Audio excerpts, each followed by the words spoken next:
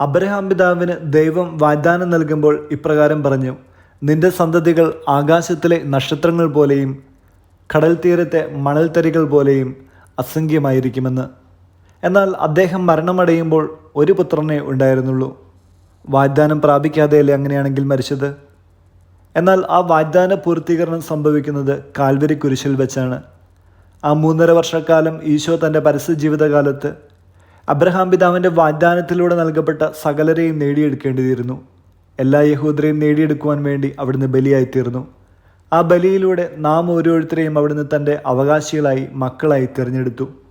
തിരുവചനത്തെ ആസ്പദമാക്കി നാം നോക്കുമ്പോൾ ഇവിടെ മർത്ത സേവനപരമായ പ്രേക്ഷിത വേലയുടെയും, മേരി ധ്യാനാത്മക ജീവിതത്തിൻ്റെയും, ലാസർ ഉയിർപ്പിൻ്റെയും പ്രതീകങ്ങളാണ്.